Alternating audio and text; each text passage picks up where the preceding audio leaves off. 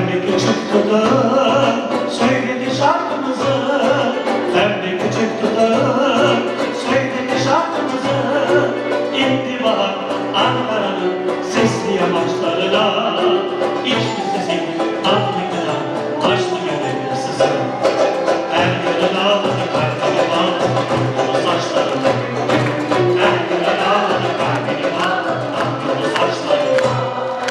Söyledim aşkımı ben Ankara rüzgarına.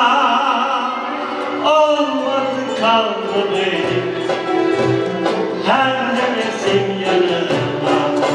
Her yere dağladı kalbini bağlı Anadolu saçlarına.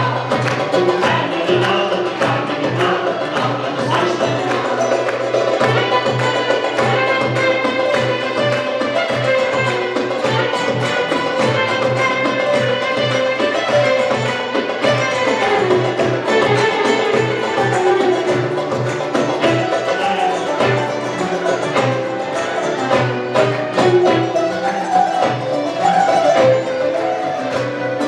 Önce biraz gülecek, kalbimi miklatacak.